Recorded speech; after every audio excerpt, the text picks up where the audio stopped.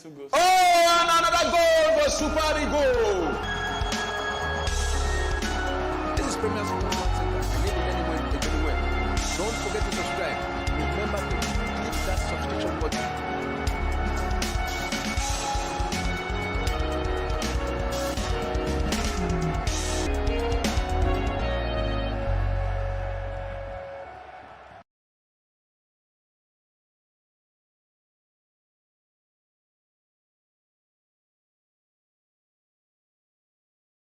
Oh, and another goal for Super Eagle.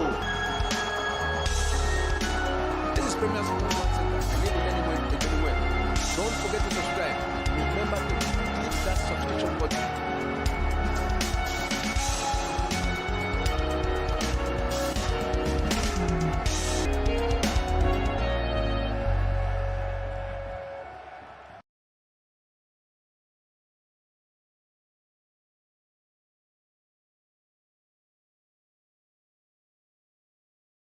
Oh, and another goal for Super Eagle.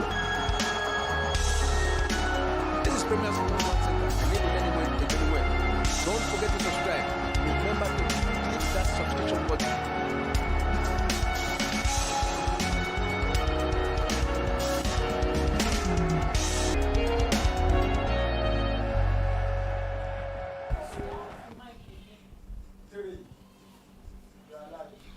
Hello, viewers, and good evening, and welcome to Talk Sport on Premier Fan Center, Premier Sports Fan Center.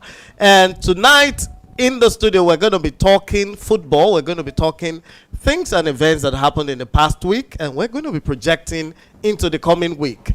Tonight, we're going to be discussing a huge number of issues, from La Liga to Premiership to Bundesliga to Eredivisie, as well as Ligue 1 and the rest of the world. We'll also be looking at a number of issues in the Champions League, in the Europa League, how they fared during the week, and how the teams performed. Welcome again to Talk Sport on Premier Sports Fan Center. And with me tonight, I'm not going to be doing this alone. I have some wonderful gentlemen whom you should be acquainted to by now. To my far left is Paulo on the other side. Paulo, you're welcome to the show. Yeah, thanks for having me. So excited to be here once again, to discuss, like you said earlier on, everything that happened in the world of football. So very happy to be here. Thank you, Paulo, and you are welcome. Next to Paulo, I have the the great man here, the pundit, Yemi himself. Yemite. Good evening, sports fans. So good to be here. 7 days has gone. A lot has happened. The giant has fallen. And let's just get right to it, and we'll see how far we can go with it. Right, so we'll see how far we go with this tonight. So we're going to dive straight into action as we progress in tonight's Talk Sports. And firstly, we're going to look at what's happening in the English clubs, their performances in the Champions League. This seems to be like a new era for English clubs in Champions League. A record league entry for English clubs for 2025-26 season. This time around, we're going to be having about 6 teams represent England or EPL in the Champions League. Yeah, Mike, let's take it from you. How do you think that's going to affect the strength and the face and the status of EPL in the Europe? First, the coefficient, the performance of the club of a particular country in the Champions League. I think that will boost their chances of retaining that 5 slot. And when you look at it, the financial power of the English clubs are a bit higher than the other countries when you compare them. So the 6 teams have a war chest to go into the market with and get talents. You can hear this evening that Liverpool is already almost a done deal with Florian Wirtz, one of the most talked about players. But I hear Florian Wirtz was almost done with Bayern Munich. No, there was no almost there, because Bayer Leverkusen was tilted towards saying that they want to sell the player abroad. They don't want to sell the player to a direct rival. And when you look at it, Man City saw that the package, it will be too costly for them, and I think they've turned their own direction to Rangers of AC Milan. So when you look at the way the transfer window is, and the one with the financial muscle will most likely get their way. Yeah, the player. And the money is there for the English clubs. Right. It will be a whole big Right. So the English clubs have an advantage because they have the money. Paulo, let's look at it like this. Having 6 Premiership sides in the UEFA Champions League for the coming season, does it put more pressure on the English sides to pick up the trophy? As it is, they are not in contention. We have Inter and PSG in the final.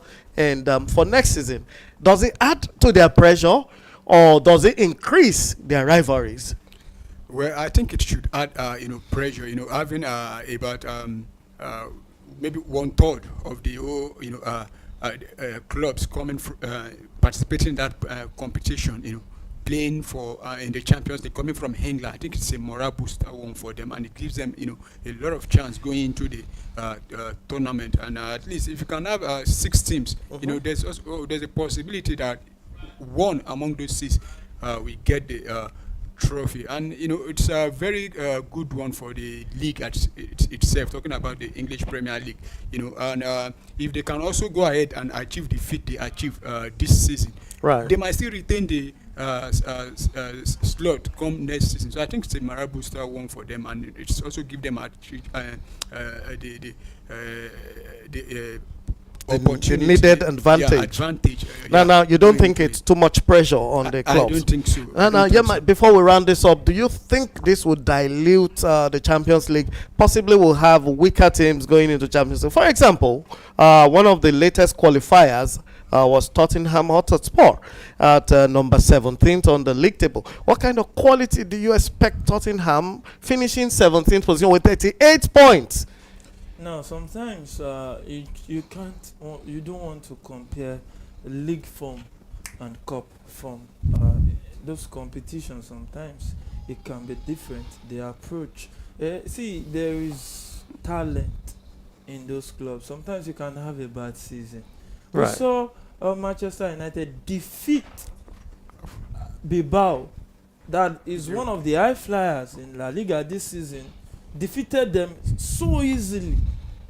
So when you look at that, that is a testament to the fact that sometimes you can be bad in the league. It doesn't mean that the Champions League. But we know that Man U and Tottenham had a very poor form in the league, 16, poor run of form, and one of the advantages I think they had against Bilbao will be the injury spell on the major key players. I think the Williams was available for the second leg. None of them played. But they lost 3-0 in the first leg when they were there. Williams was there. The full squad was there, and they lost 3-0 at home.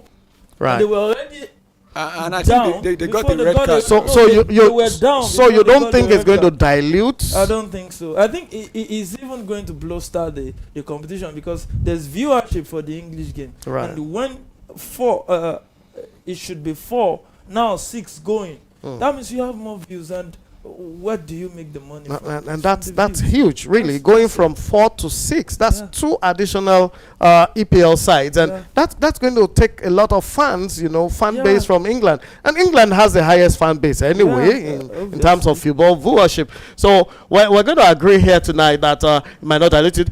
Viewers, if you have different opinions, you can go onto our YouTube page, or you log on to our Facebook page at Premier Sports Fan Center, and then put in your own comments in there. Or you can call our number you can see on the screen. The number is there right there on the screen. Make a call in and let's hear your opinion on having 6 Premiership sides. And this time around, I believe we're going to have Liverpool, Arsenal, Manchester City still contending with Newcastle, contending with Chelsea. When you look at the permutation and the combination, you will see that it looks like Man City has qualified, because when you permutate it together and look at the goal difference and the realistic part of it, I think Man City. So it looks like we have Liverpool, Arsenal, City, and how about Newcastle? Newcastle must win. Paulo, I think who's joining them after Newcastle? Manchester City, I don't think they've qualified. How about Chelsea, Aston Villa? Who's coming in? It's going to be a very difficult I one think for me to call at advantage the Aston moment. Villa. Advantage. Yeah, A advantage. Villa. Aston Villa. In fact, advantage should go to I think Newcastle, because if you, on paper, looking at the fixture, I think they have the easiest to me, because they are playing Everton compared to Chelsea playing one of the follow contender, talking about Nottingham Forest. Nottingham Forest. Was it, Man City going away to Covent Cottage there? That's against Fulham. Why Aston Villa is playing already overbeaten. So you think Man the U. toughest are a rundown for? Yeah, I think for yeah, Newcastle? and for Manchester City, I think they only need to avoid defeat.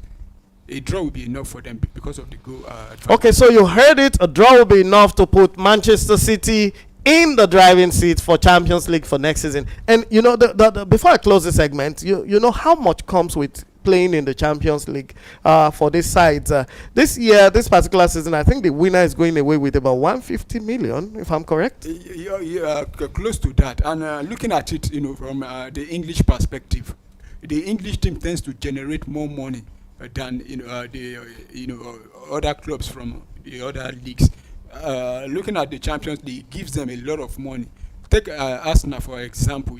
Getting to the semi-final, Arsenal earned more money than Barcelona. Both of them ended in the same semi-final. Stage, Yeah, but Arsenal still earn more money. So it's a very, very good one for the English league. Having 6 teams going forward into the Champions League. And another breaking news is that Jonathan Tah, the central back of Bayern Leverkusen, Right. is on his way to Bayern Munich. I think that one he has done it. that one has been there Okay, since, so we're going to be Yeah, looking at He just became at transfers and roundups at a particular segment. So we'll move on straight to the next one. So the question here is, we're looking at Arsenal and Tottenham.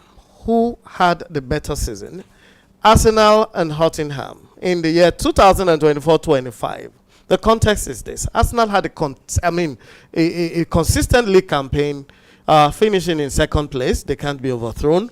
While Tottenham, despite finishing 17th position on the log, won the Europa League and secured themselves a Champions League spot. So who can we say had a better season? Let's take it from Paulo first, and then Yemi will go. I think it depends on how you want to view it. A lot of Tottenham fans. I know this conversation will actually come up depending on who wins the Europa League between Manchester United and Tottenham. If it were to be Man U, I will still expect the same conversation to come up between Arsenal and Man U, who are the better season. But having said that, I think Tottenham, have a better season compared to Arsenal, because it's all about you winning a trophy now. A silverware. That is how people look at achievement now at the moment. Okay, As an Arsenal fan, Okay.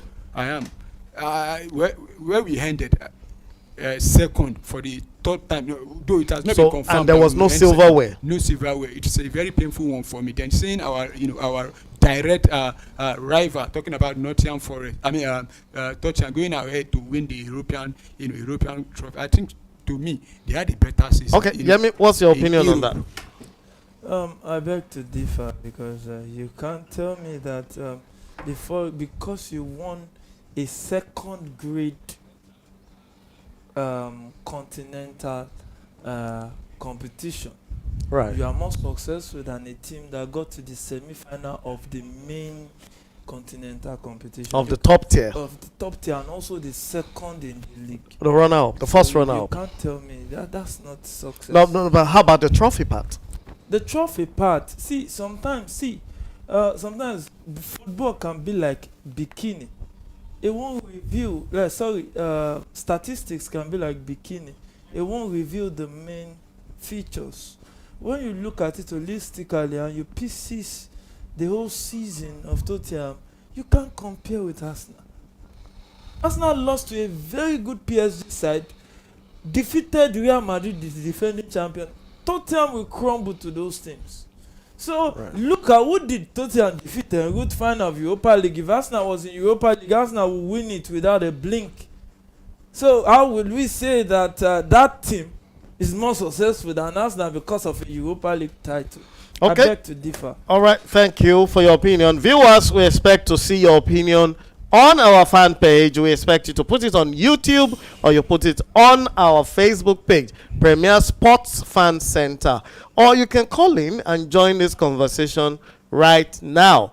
And now the question is this: on balance, who had the better season? Arsenal with the league consistency or Spurs with the European glory? That's the question for you viewers out there.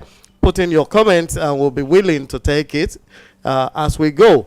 Now, how should we weigh domestic performance versus continental success? Should we even compare domestic performances with continental success? Which is more important? Is it the continental success where you just get to play 2 games, knock out, and you move on to the next phase? Or you're comparing it with domestic league where you get to play 38 games. You are graded based on consistency over a period of time, over a whole season of 10 months.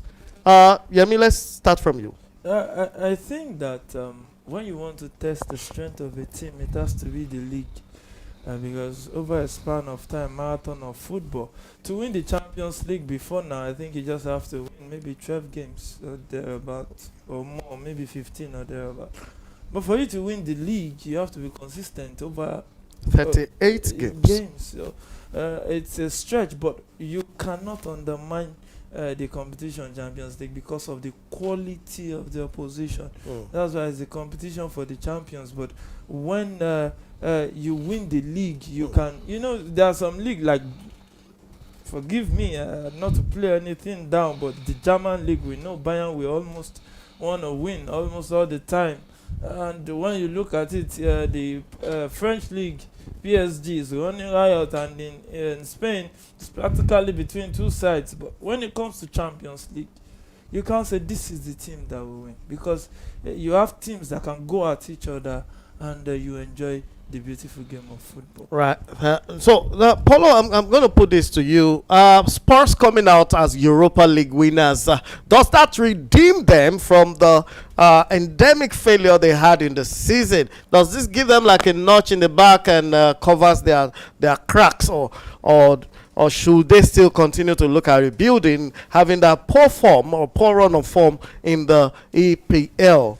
Yeah, I think it's in one way or the other redeems them, and it's also give them the advantage and going forward rebuilding the squad, because now you have a lot of money to spend now, and for Tottenham, if they have failed to win the European trophy, the Europa League, they would have been in the same situation that Manchester United have found themselves now, because there are a lot of news coming out from Manchester United about the financial loss, the implication of them not winning it. So I think for Tottenham, and it's the Europa League will give them the edge going forward into the transfer window, because they will be able to attract top quality players, and there are a lot of work still to be done at Tottenham. But I think the Europa League at least have taken away a little bit of shame from them based on how they've performed this season. Okay, thank you for that opinion. So viewers, we expect you to join us in this conversation. What does this season tell us about the direction of the clubs heading into 2025 and 2026 season? So here we go. We're looking at, let's go back to Spain. A hero, a legend, a world favorite in football, a one-time Ballon d'Or winner, and a one-time runner-up to the World Cup is leaving the stage in Real Madrid. Luka Modric is leaving the stage. He's leaving Real Madrid. Whether he's retiring, I can't tell, but he is leaving Real Madrid, having won 6 Champions Leagues and 6 Champions League title and 3 La Liga in that club. He's leaving that club, and what do we have to say about this? How significant is his departure going to be for Real Madrid? Remembering that they just lost Toni Kroos last season. Yeah. How is it going to impact on Real Madrid in terms of culturing, in terms of tradition, in terms of transition, and in terms of balance? They're already shaky as it is. First of all, I would like to wish Luka Modric the best of luck. Depending on how he wants to take his future going forward, talking about him moving to another club or hanging up the boot. He might do like Toni Kroos. I think Toni Kroos also hung the boot immediately left Real Madrid also. And talking about the implication now, Real Madrid are still finding it very difficult to fill the void left by Toni Kroos. They've not been able to. And this season, it really, the midfield was exposed. And now you're having a legend, talking about Luka Modric. The Ballon d'Or winner. He has won. I think he's one of the most decorated players now. 6 Champions League. Yeah. I think almost about 29 to 30 trophies in total for Real Madrid. World Cup runner-up, and you are having that kind of player leaving your team. I think it's going to be a very, very big blow to them, and it will take them time to, replace that player. Okay, so Yemi, I want you to take it from this angle. How significant is this going to be? One, and number two, should Modric go to any other club? Where do you think he can head for? I think he should. He's in the pension era, so he should go to Saudi. That's Saudi, US. But mind you, he should go to Saudi. Real Madrid are not going to really miss much. This is not Modric we used to know. This one is 40.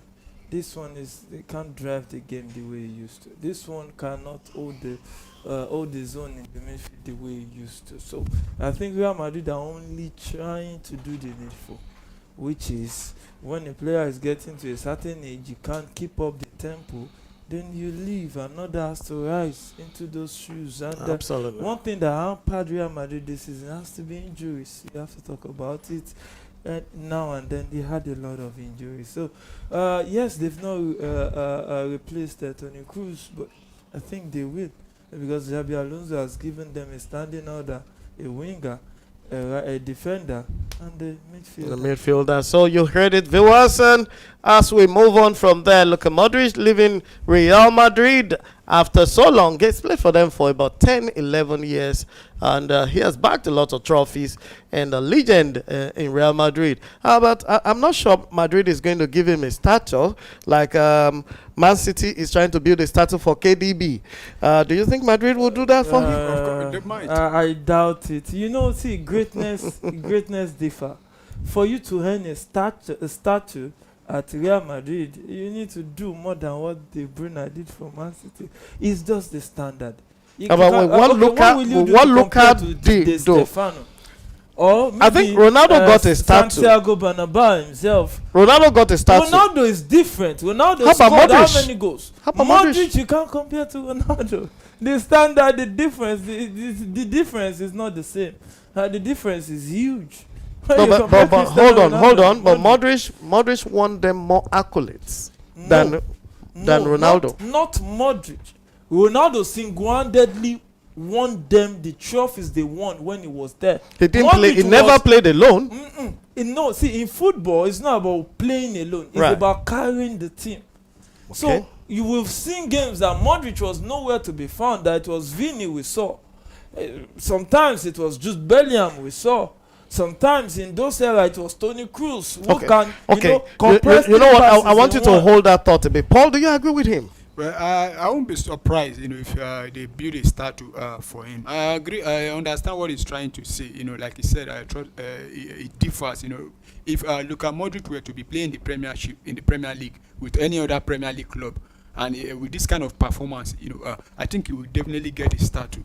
And to me, if they go ahead and do that, I don't see anything wrong with it. But looking at Real Madrid, they've had a lot of legends, talking about great players than very great players. Very great player. But it's going to be difficult. You need to do the extraordinary. Okay, so viewers, we need your opinion here. We need your comment here. We need you to settle this quarrel. Should Modric get a statue at Real Madrid? Should he get a footprint? Like they did for Cristiano Ronaldo, like they did for Alfredo Di Stefano, and Santiago Bernabeu, the Santiago, and they named the stadium after, and so many other great players that walk the floor of the Los Blancos. Please put that on the comment section or send in your text message on our YouTube page, and call as well. You have a phone number on the screen. So we move on straight now to what's going on in the EPL.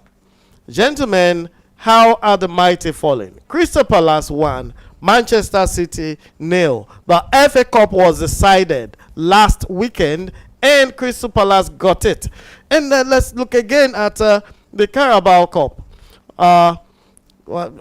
Pardon me, the FA Cup ended with Crystal Palace taking it, and then Tottenham will come in again and defeat Man United to win the Europa League. And then look at the League Cup, Newcastle defeated Newcastle sent Liverpool running, and Liverpool lost their last 3 matches after winning the trophy. What's happening to these mighty boys? Is it like something is changing? So Yemi, I want you to look at it this way. Is it that the big boys are relaxing, or the younger boy, or the, should I put it this way, the younger squad are coming up to challenge them? In the jungle, when the lion is sleeping, the other animals can roam about anyhow they like. But when he's awake, they know where to be. But the lions are being defeated here. That's the hallmark of this season. The lions were busy sleeping. Busy sleeping? Yes. Interesting. Yeah. The sleep was taking their time. What do I mean? Liverpool is not the Liverpool. Liverpool just won the league because other clubs too were sleeping. Like City? City. Imagine City and had United? that kind of season and still trying to end in third. And look at Arsenal and how of a season. So when you see giants sleep, the ordinary will take what they should take. So that's just the hallmark of this season. Okay, so let me take it from Paul. Are we seeing a shift in dominance, or this is just a temporary stumble? Will this reverse next season? What do you think? Well, I think I don't think it's going on in the English Premier League alone. Generally, in the world of football, I think it's the year of the underdog. Because looking at Europe, you see teams like Go Ahead Eagles, Bologna. Teams that they won the cup. So I think it happens like that. But when Leicester City won the league, people were saying the same thing. Will they be able to continue to challenge for it? But the second season, I think the best they got was maybe top 7. I didn't think they finished in. I don't even think they did top 7 second season. So I think it's just this season. Probably teams will get themselves going forward next season. Okay, so you think that things should return to normalcy as soon as some. I think the absence of some key players also determined how the games went. Yeah, and this and is Erling Haaland was virtually lost for City. Yeah, a lot of teams, a lot of all these big clubs, they have key players out injured for a very, very long time, and it's also a factor.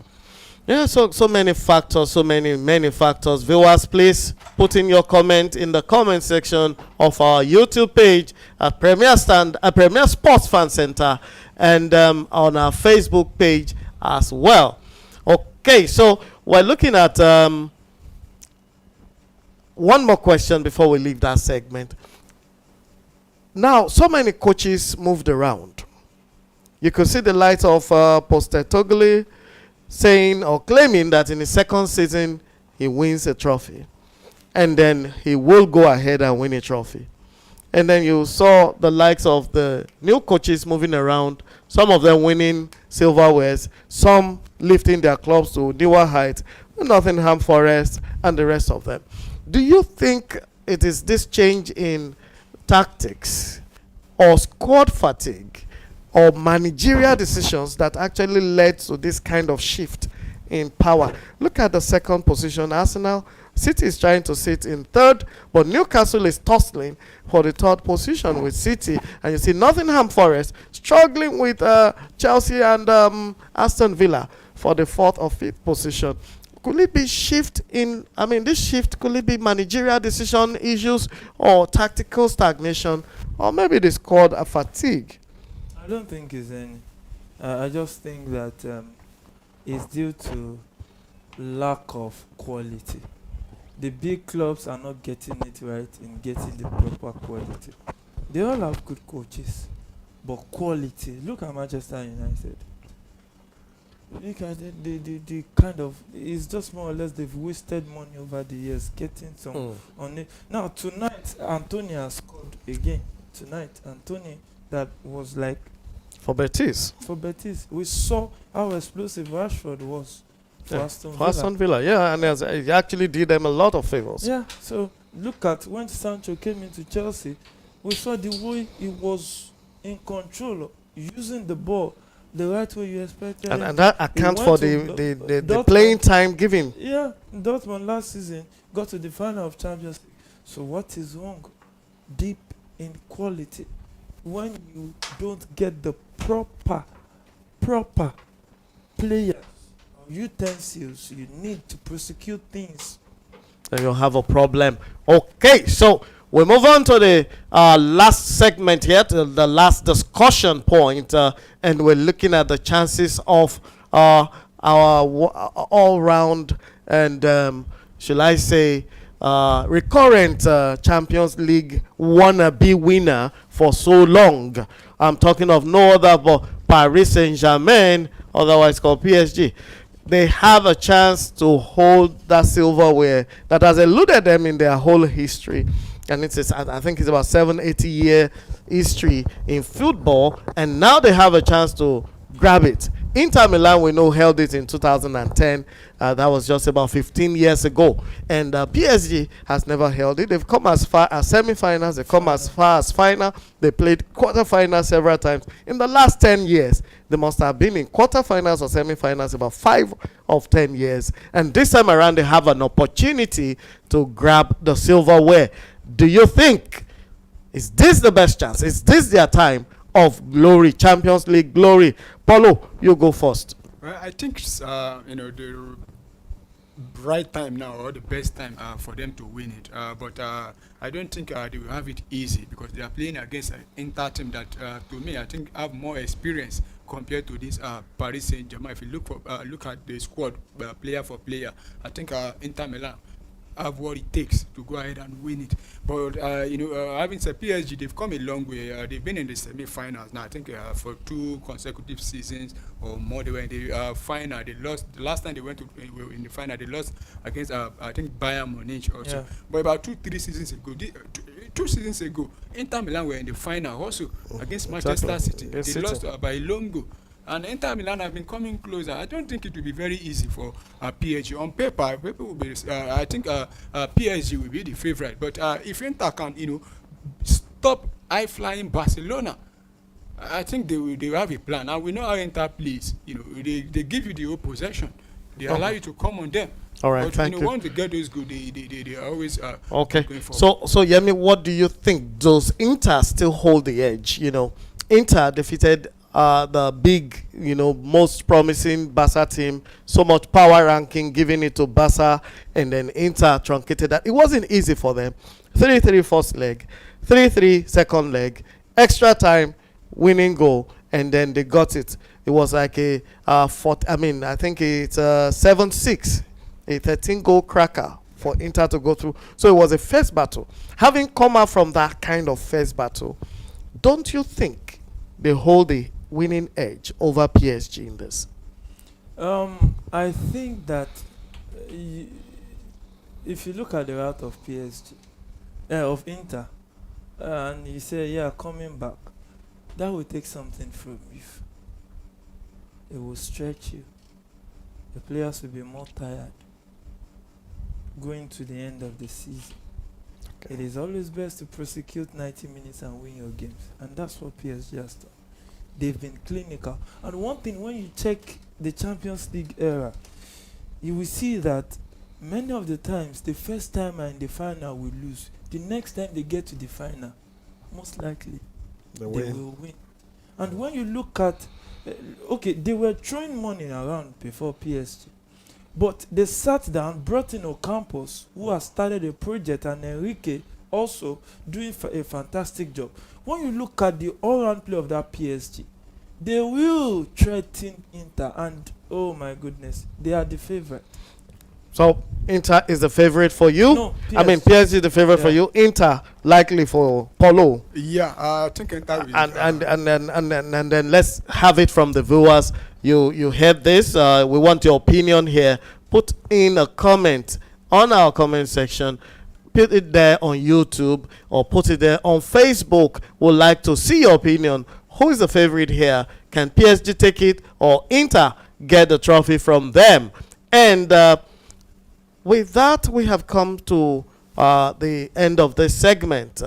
And we believe that that should affect the legacy of PSG. Just before I close that, I think if PSG wins this, it will change their legacy in Ligue 1, because that's about one trophy that has eluded them and has stopped them from playing at the former, what's it called, World Club Cups. Of course, with the renewed World Cup I format. think it's still on also. Where The they, World Club Cup, there's still the World Club Cup. yeah, no, what I mean is with the review. Intercontinental Cup. No, Now, the Intercontinental? World Club Cup now Is will be Intercontinental? played in June. I think. Every Because they No, have no, no, restructured no, Yeah, it. they have I res- don't Formally, think so. There's still this one is the FIFA World Club Cup that will be coming up. On it's the 15th. always been FIFA Yeah, World what Club they've Cup. Paulo. changed it to Intercontinental So it's not every Club year, Cup every now. season It's anymore. every year, but the main FIFA World Club now before I think 4 years. The Or FIFA World Club Cup. Oh, yes, will be 4 That will be years. 4 yearly. Okay, so as it is, we're going to play one FIFA World Club Cup come June, and I think PSG has an opportunity to go and slug it out I there. don't think are they among the teams there? I think so. We have to confirm. They have an opportunity, but we would like to confirm that and get back to you. And Paulo, we're rounding up. Yeah. Very. Thank you, viewers, for being here with us, and very excited. Yemi? Yeah, it's been, and to confirm, PSG will be in the World Club Championship. And, Alright. yeah, we'll wait till they can join us on Sunday. It's going to be entertaining. Premier League football at its finest. And that's the final day. Yeah, the final day. Wow, The it's going to running. be wonderful. Yeah, it's going to be awesome. So Going to be thank you for awesome. having me today. Thank you for coming. I appreciate you guys. So from the dynasties crumbling to the underdogs rising, football never fails to surprise us. Thanks to our pundit Yemite, and thanks to Paulo, our ever available pundit and analyst here. And thank you for watching Talk Sports, ladies and gentlemen. Join us next week as we break down the aftermath of the Champions League, and join us on Sunday also for the finals of the Premiership and most I of think the we'll local break leagues down the Champions League after that 2 weeks episode. because Champions League is Thank you next very week. much. Until then, keep enjoying football. Oh, and another goal for Super Eagles.